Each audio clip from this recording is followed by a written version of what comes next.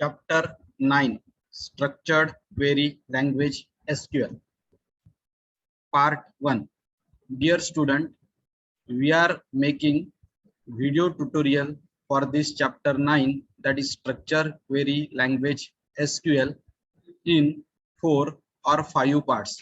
This is part number 1. Introduction. We have learned about relational database management system. Now, what is a relational database management system? In RDBMS, data is stored in the form of multiple tables. एक database में बहुत सारे tables रहते हैं. मान के चलिए school of scholar Yavatmal का डेटाबेस है, तो उसमें मल्टीपल टेबल्स रहेंगे. कौन से चीज के लिए मल्टीपल टेबल्स रहेंगे? एक टेबल में हम स्टूडेंट की पर्सनल इन्फो स्टोर करेंगे, दूसरे टेबल में हम स्टूडेंट के मार्क्स स्टोर करेंगे, तीसरे टेबल में हम स्टूडेंट की अटेंडेंस स्टोर करेंगे, चौथे टेबल में हम टीचर्स के पर्सनल डिटेल स्टोर करेंगे, पांचवें टेबल में टीचर की सैलरी, छठे टेबल में टीचर की अटेंडेंस, है ना. ऐसे अलग अलग बहुत सारे टेबल्स हमें लगेंगे, जिसमें टेबुलर फॉर्म में यानी रोज और कॉलम के फॉर्म में हम डेटा को स्टोर करेंगे. और ये जो टेक्निक होती है, this is called relational database management system. इसका पर्पस हमने पिछले चैप्टर में ऑलरेडी देखा है. Now there are many RDBMS softwares. RDBMS relational database management system के लिए बहुत सारे सॉफ्टवेयर्स यूज होते हैं. एक होता है MySQL, दूसरा होता है SQL सर्वर जो माइक्रोसॉफ्ट का प्रोडक्ट है, तीसरा है PostgreSQL, चौथा है Oracle, एक MongoDB करके भी बहुत सारे होते हैं. उसमें से हम क्या सीखने वाले हैं? हम RDBMS सीखने वाले हैं यूजिंग MySQL. नाउ RDBMS में हम क्या कर सकते हैं? डेटा को स्टोर कर सकते हैं. जब डेटा को देखने की जरूरत पड़े, हमें डेटा को एक्सेस करना है, तो रिट्रीव कर सकते हैं. डेटा को मैनिपुलेट यानी इंसर्ट, अपडेट या डिलीट कर सकते हैं. ओके, उसके लिए हमें कुछ स्टेटमेंट लिखने पड़ते हैं. उस स्टेटमेंट को बोला जाता है क्वेरीज. सो इस चैप्टर में हम MySQL की बहुत सारी क्वेरीज देखेंगे.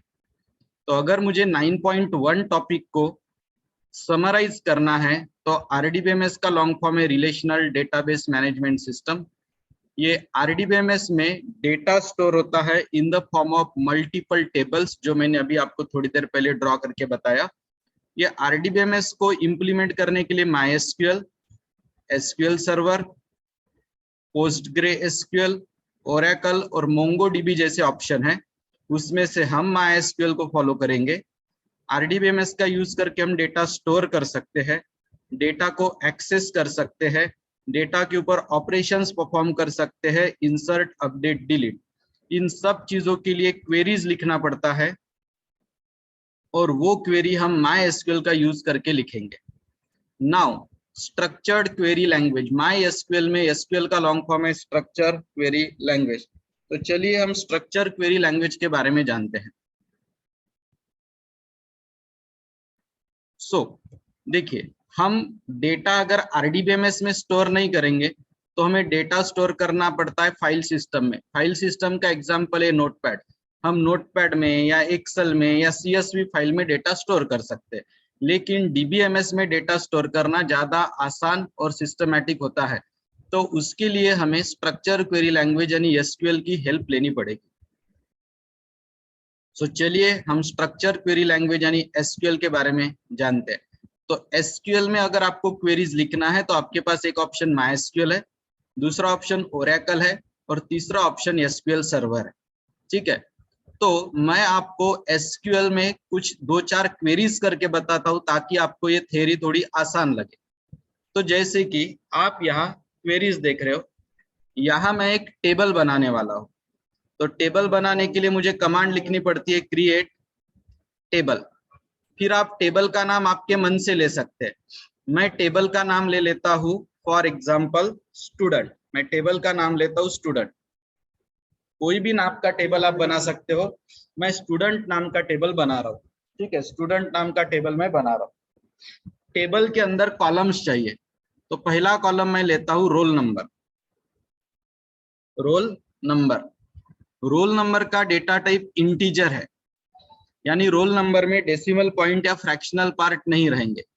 और रोल नंबर प्राइमरी की है। प्राइमरी की को दो कंडीशंस होती है। कंडीशन नंबर 1, प्राइमरी की वैल्यू यूनिक चाहिए। यूनिक का मतलब होता है अगर मैं 10 स्टूडेंट का डेटा लूं तो सभी का रोल नंबर अलग अलग होना चाहिए, नॉन रिपीटेड होना चाहिए।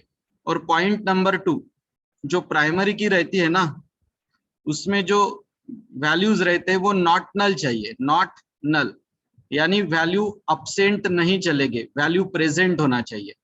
वैल्यू अलग अलग होना, किसी की वैल्यू रिपीट ना होना, दैट इज कॉल्ड यूनिक। और हर किसी को वैल्यू रहना, वैल्यू अब्सेंट नहीं रह सकती, that is called not null. तो प्राइमरी की के लिए ये दो कंडीशंस चाहिए।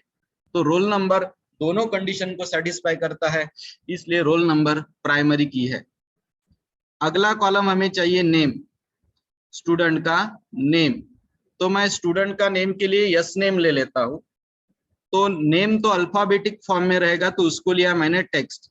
यहाँ मैंने लिखा है नॉट नल। नॉट नल का मतलब होता है स्टूडेंट को नाम रहना ही चाहिए, स्टूडेंट का नाम आप एम्प्टी नहीं रख सकते।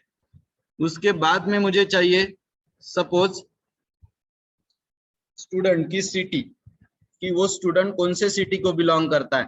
तो मैंने नेक्स्ट कॉलम लिया है सिटी, और उसका डेटा टाइप मैंने लिया है टेक्स्ट। नंबर है तो इंटीजर, और अल्फाबेटिक वैल्यू है तो टेक्स्ट। मुझे सिटी को भी एम्प्टी नहीं रखना है, तो उसको भी मैंने नॉट नल लिखा। फिर क्लोजिंग ब्रैकेट और सेमीकोलन। ये जो मैंने लिखा है ये क्रिएट टेबल की क्वेरी है। अब मैं इस टेबल में डेटा इंसर्ट करना चाहता हूँ, I want to insert the data. तो मुझे लिखना पड़ता है इंसर्ट इनटू टेबल का नाम। टेबल का नाम है स्टूडेंट, टेबल का नाम यहाँ पे है स्टूडेंट, ठीक है। और एक कीवर्ड लिखना पड़ता है वैल्यूज। अब मुझे रोल नंबर चाहिए, फॉर एग्जांपल पहले स्टूडेंट का रोल नंबर मैं 1 लेता हूँ, पहले स्टूडेंट का नाम मैं लेता हूँ जॉन, और पहले स्टूडेंट की सिटी लेता हूं मैं लंदन। अब मैं और एक रो इंसर्ट करना चाहता हूँ, आप कितने भी रो इंसर्ट कर सकते हैं। दूसरी रो इंसर्ट करना चाहता हूं मैं, रोल नंबर लेना चाहता हूँ 2, नाम लेना चाहता हूँ डेव, और सिटी लेना चाहता हूँ पेरिस, ठीक है। अब मुझे तीसरे स्टूडेंट का डेटा इनपुट करना है, तो इंसर्ट इनटू टेबल का नाम है स्टूडेंट, तीसरे स्टूडेंट का रोल नंबर लेना चाहता हूँ मैं 3, वैल्यू लेना चाहता हूँ AVA, और सिटी लेना चाहता हूँ लंदन। तो इंसर्ट और एक रो अगर मुझे इंसर्ट करना है तो मैं चौथी रो भी इंसर्ट कर सकता हूँ। मैं यहाँ पे किंग नाम ले लेता हूँ, KING किंग,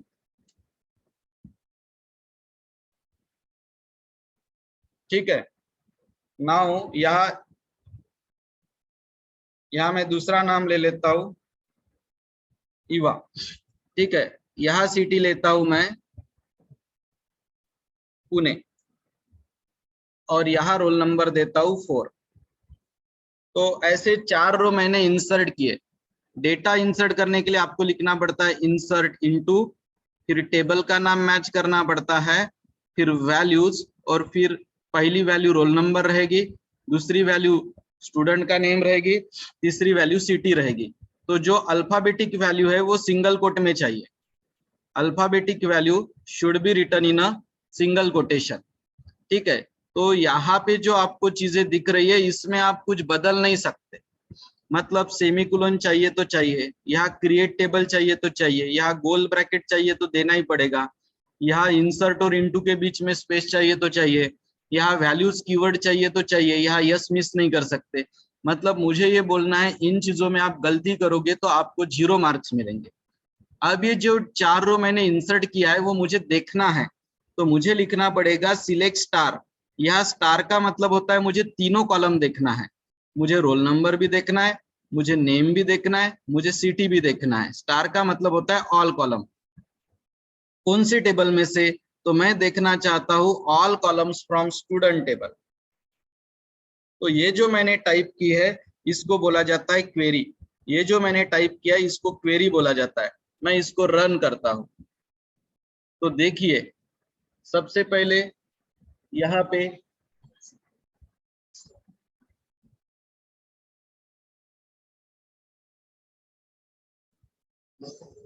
सबसे पहले यहाँ टेबल बनाना पड़ता है।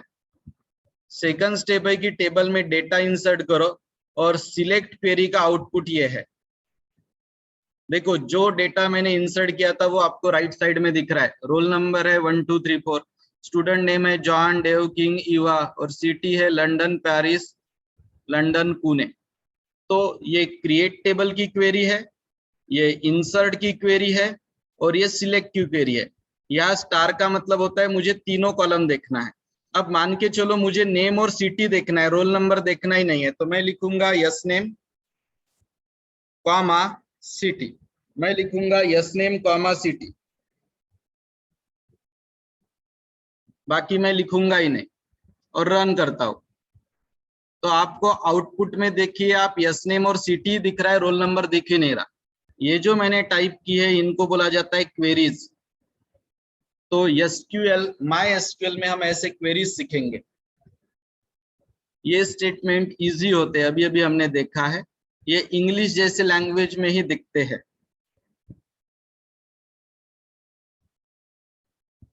एसक्यूएल यूज करने का बेनिफिट ये है कि हमें सिर्फ क्वेरी लिखनी पड़ती है, वो क्वेरी बैकग्राउंड में परफॉर्म कैसी होंगी उसके बारे में टेंशन लेने की जरूरत हमें नहीं है।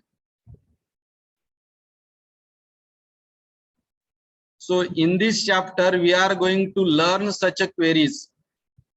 Now सबसे पहली चीज हमें सीखना पड़ेगा कि ये MySQL के क्वेरी अगर रन करना है तो हम MySQL को इंस्टॉल कैसे करें। अभी फिलहाल में मैं जो क्वेरी रन कर रहा हूँ ये ऑनलाइन कंपाइलर 1 कंपाइलर में रन कर रहा हूँ। इसको इंस्टॉल करने की जरूरत नहीं है, डायरेक्ट इंटरनेट पे हो जाता है। लेकिन अगर आपके पास ये इंस्टॉल नहीं है तो आप एक तो इंटरनेट से कर सकते हैं या फिर आपको इंस्टॉल करना पड़ेगा। इंस्टॉल करने के लिए MySQL के वेबसाइट से, ये वेबसाइट है https MySQL, ये वाले वेबसाइट के डाउनलोड्स वाले लिंक में से आपको MySQL डाउनलोड करना पड़ता है और उसके ऊपर डबल क्लिक करने के बाद फिर वो इंस्टॉल हो जाएगा। इंस्टॉल होने के बाद इस तरह की विंडो आएगी और इसको बोलते हैं MySQL का प्रॉम्प्ट। और इसके आगे आपको आपकी क्वेरी टाइप करनी पड़ेगी, create table, insert into, select star from, ऐसी ये प्रोसेस रहती है। बट मैं सजेस्ट करूंगा कि आप ऑनलाइन कंपाइलर में ही रन करिए। तो एसक्यूएल के बारे में कुछ इंपॉर्टेंट पॉइंट आपको ध्यान में रखना है, एग्जाम में आ सकता है question. Some important points to be kept while using MySQL। SQL case sensitive language है। केस सेंसिटिव का मतलब होता है अगर आपने ये वर्ड स्मॉल में लिखा और ये वर्ड कैपिटल में लिखा तो दोनों वर्ड्स का मीनिंग अलग है। Both words is having separate meaning. Salary ये स्मॉल में है तो अलग, ये कैपिटल में है तो अलग। तो एग्जाम में ये आ सकता है, ध्यान में रखना। SQL is a case sensitive language जहाँ स्मॉल लेटर और कैपिटल लेटर्स में डिफरेंस है। एसक्यूएल का हर स्टेटमेंट सेमीकोलन से खत्म होना चाहिए। आप देखिए सेमीकोलन से खत्म हो रहा है, यहाँ पे भी सेमीकोलन से खत्म हो रहा है, यहाँ पे भी सेमीकोलन से खत्म हो रहा है। जब हमें मल्टी लाइन स्टेटमेंट लिखना होता है तो हमें सेमीकोलन सबसे आखिरी में देना होता है। Like that I will give you one example. मैं मल्टी लाइन स्टेटमेंट का एग्जांपल देता हूं। जैसे ये स्टेटमेंट देखो, 1 line, 2 line, 3 line, 4 line, 5 line है। तो मुझे सेमीकोलन यहां नहीं देना है, मुझे सेमीकोलन सबसे आखिरी में देना है। मुझे सेमीकोलन सबसे आखिरी में देना है, ध्यान रखना। तो ये चीजें जो है ये एग्जाम में आ सकती है। Some important points to be kept in mind while using SQL. पहला है एसक्यूएल केस सेंसिटिव है, स्मॉल लेटर और कैपिटल लेटर वाले में डिफरेंस माना जाएगा। दूसरा है कि एसक्यूएल के स्टेटमेंट सेमीकोलन से खत्म होते हैं। तीसरा है कि जो मल्टी लाइन स्टेटमेंट होते हैं उसमें सेमीकोलन सबसे आखिरी में देना और बाकी जो बीच बीच वाले लाइन है उसमें ऐसे सिंबल देते रहने का। I will show you one example of that जहां एरो सिंबल का यूज हुआ है। इट्स लाइक दिस, यहां से शुरू हुआ, मैं एरो एरो एरो दे रहा हूं, खत्म यहाँ पे हुआ आखिरी में, तो सेमीकोलन में सबसे आखिरी में दूंगा। This is how you need to do. तो ये 3 रूल एग्जाम में आ सकते हैं, ध्यान में रखना। अभी हमें देखना है data types and constraint in MySQL। तो डेटा टाइप और कंस्ट्रेंट का एक एग्जांपल पहले देता हूं। यहाँ पे इंटीजर जो है वो डेटा टाइप है। उसके बाद में यहाँ जो टेक्स्ट है, ये जो टेक्स्ट है ये भी डेटा टाइप है। डेटा टाइप का मतलब होता है टाइप ऑफ वैल्यू। अब कंस्ट्रेंट यानी क्या, ये प्राइमरी की और ये नॉट नल, ये जो है ये कंस्ट्रेंट है। कंस्ट्रेंट यानी रिस्ट्रिक्शन। तो हम डेटा टाइप एंड कंस्ट्रेंट देखते हैं। सबसे पहले हम देखते हैं data type of attribute. Attribute का मतलब होता है कॉलम का नेम। एट्रीब्यूट का मतलब होता है कॉलम नेम। तो हम कॉलम के लिए जो हमारे जो एट्रीब्यूट्स है उनके कौन से डेटा टाइप हम दे सकते हैं। पहला डेटा टाइप है क्यार एन। ये कैसे दिया जाता है मैं बताता हूं। जैसे कि मुझे लेना है स्टूडेंट का नेम, तो मैं लिखूंगा यस नेम। उसके बाद में मैं यहाँ लिखूंगा क्यार, और यन यानी ब्रैकेट में साइज लिखूंगा 20। 20 लिख सकते, कुछ भी लिख सकते। तो इसका मतलब है स्टूडेंट नेम कैरेक्टर फॉर्म में रहेगा और उसकी साइज 20 अल्फाबेट की रहेगी। मतलब स्टूडेंट का नाम 20 अल्फाबेट इतना बड़ा रह सकता है। तो ये कैरेक्टर डेटा टाइप हो गया। आपको क्यार लिखना पड़ेगा, फुल फॉर्म कैरेक्टर मत लिखिए। अगर मैंने लिखा क्यार 10 तो 10 अल्फाबेट का रहेगा फिर, ठीक है। और ये जो होता है ये फिक्स लेंथ होता है, इसकी साइज आप बदल नहीं सकते, ये पॉइंट ध्यान में रखना। फिक्स लेंथ बराबर है। अब मान के चलिए आपने साइज ली है 20 और सिटी लिखा यवतमाल। तो साइज तो 20 है, सिटी तो यवतमाल है, मतलब 12 स्पेसेस खाली है। यवतमाल में तो 8 ही अल्फाबेट है ना, तो 12 स्पेसेस के जगह राइट साइड में सब ब्लैंक स्पेसेस आ जाएंगे। यानी यहाँ ऐसा यवतमाल आएगा। ये तो हो गए 8 साइज, फिर 12 बचे, वहां ब्लैंक स्पेसेस आ जाएंगे 12। तो इस तरह से वो रहेगा।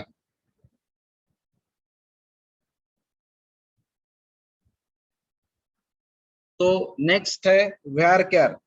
varchar में क्या होता है, आप लेंथ वेरिएबल रख सकते हो, लेंथ को आप कम ज्यादा कर सकते हो। varchar का एग्जांपल देता हूं मैं। varchar मैंने साइज दी है 20 और सपोज मैंने इधर लिखा है सिटी। तो यहाँ सिटी आपके कॉलम का यानी एट्रीब्यूट का नाम है, उसका डेटा टाइप है varchar का लॉन्ग फॉर्म है वेरिएबल कैरेक्टर। और ये यन यानी लेंथ की वैल्यू मैंने दी है 20। तो इसमें जो लेंथ होती है ना वो वेरिएबल रह सकती है, ठीक है। तो फिर क्यार और varchar में डिफरेंस क्या है, तो 2 मेजर डिफरेंस है, 3 मेजर डिफरेंस है। पहला, इसकी लेंथ फिक्स और इसकी लेंथ जो होती है वो वेरिएबल लेंथ होती है, या फिक्स लेंथ या वेरिएबल लेंथ। पॉइंट नंबर 2 ये है कि मान के चलो यहाँ मैंने साइज 20 दी और मैंने स्टोर किया यवतमाल। यवतमाल में तो फिर 8 ही अल्फाबेट है ना, तो 12 अल्फाबेट वेस्ट होंगे, 12 स्पेसेस वेस्ट होंगे, वहां ब्लैंक स्पेस आ जाएगा, वहां ब्लैंक स्पेस आ जाएगा, ठीक है। उसके बाद में अगर मैंने साइज 20 दी है, साइज 20 दी है varchar में, और मैंने अगर यवतमाल लिखा है, तो 8 स्पेसेस यूटिलाइज होंगे और बाकी के 12 ब्लैंक स्पेस नहीं रहेंगे, बाकी के 12 दूसरे को यूज करने को मिलेंगे। यानी यहाँ यवतमाल लिखा तो पूरे 20 लेने वाला है, 8 में यवतमाल आएगा, बाकी 12 ब्लैंक स्पेस आएगा। लेकिन यहाँ पे अगर आपने 20 लिखा और यवतमाल लिखा तो 8 यूज होंगे, बाकी 12 जो है वो वैसे ही रहेंगे।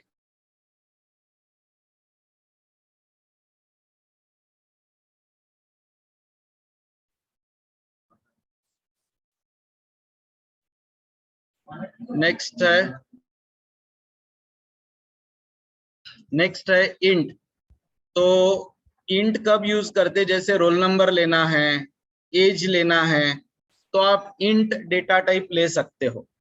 ठीक है, इंटीजर को स्टोर करने के लिए 4 बाइट लगते हैं, जैसे कि मैंने यहाँ इंटीजर का यूज करके आपको बताया, रोल नंबर इंटीजर। ठीक है, उसके बाद फ्लोट।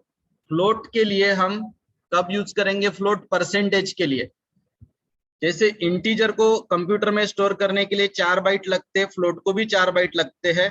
अगर मुझे परसेंटेज नाम का कॉलम लेना है, जैसे मुझे रोल नंबर के सपोज मुझे सिटी के बाद परसेंटेज लेना है, परसेंटेज PERCENT परसेंट लेता हूं, तो इसको मैं फ्लोट ले सकता हूं, फ्लोट।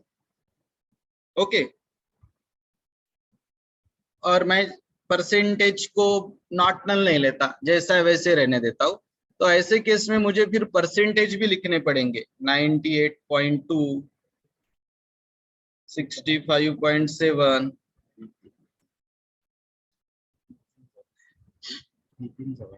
उसके बाद में नेक्स्ट स्टूडेंट के लिए लिखता हूँ 78.6, या लिखता हूँ परसेंटेज 87.1, लाइक दिस। अगर अब मैं रन करूं, या स्टार लिखता हूँ, स्टार। इफ आई रन, तो अभी परसेंटेज भी दिखेंगे आपको, 1 मिनट।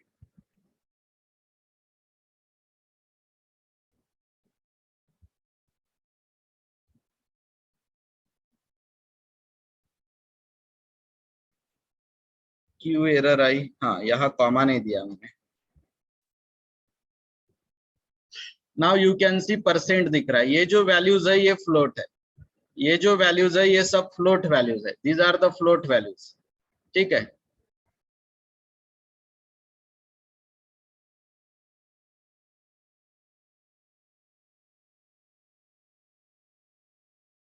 नाउ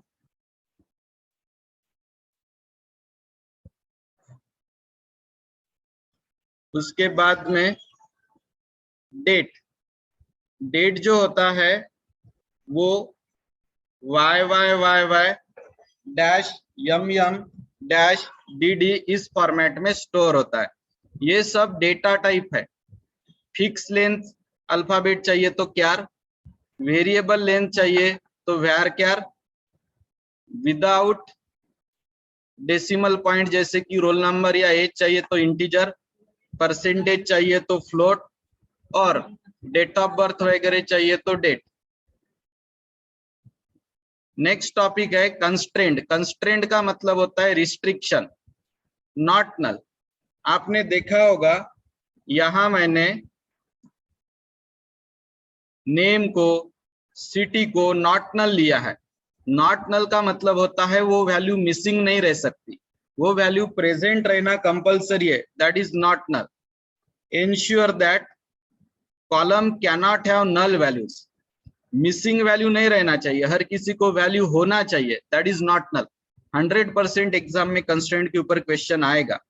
नेक्स्ट होता है यूनिक। यूनिक का मतलब होता है वैल्यू रिपीटेड नहीं चलेगी, जैसे रोल नंबर, हर किसी का रोल नंबर यूनिक होता है। आप 6 लोग हो कंप्यूटर साइंस में, 6 लोगों के हर किसी के रोल नंबर अलग है, this property is called as a unique. Next होता है डिफॉल्ट।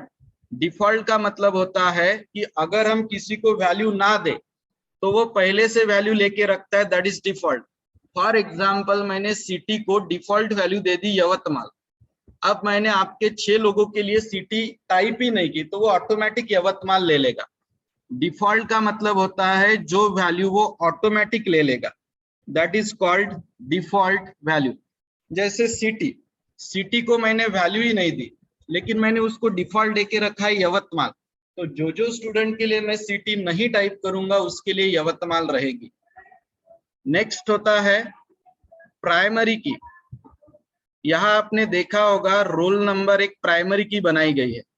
प्राइमरी की का मतलब होता है कि अब रोल नंबर की वैल्यू रिपीटेड नहीं चलेगी, 6 स्टूडेंट के रोल नंबर अलग अलग चाहिए, इस प्रॉपर्टी को हम यूनिक बोलते हैं। और किसी का भी रोल नंबर मिसिंग नहीं होना चाहिए, इस प्रॉपर्टी को हम नॉट नल बोलते हैं। तो प्राइमरी की में दो कंडीशंस कंपलसरी है, यूनिक एंड नॉट नल। और लास्ट ऑप्शन है फॉरेन की। फॉरेन की में क्या होता है, हमारे पास दो टेबल होते हैं, दो टेबल में एक कॉलम सेम होता है, that is called as a foreign key. Suppose we are having two tables, दो टेबल है। अब इस टेबल में फॉर एग्जांपल रोल नंबर नाम का कॉलम है और ये टेबल में भी रोल नंबर नाम का कॉलम है। तो दो टेबल में एक कॉलम सेम होता है, उसमें से एक टेबल का वो प्राइमरी की होता है और दूसरे टेबल का वो फॉरेन की होता है। फॉरेन की के केस में एक एट्रीब्यूट, एक कॉलम दोनों टेबल में कॉमन होता है और फॉरेन की का मेन यूज होता है to join the tables. Here we end our part 1 tutorial. मैं थोड़ी देर में पार्ट 2 ट्यूटोरियल अपलोड करता हूँ। Thank you.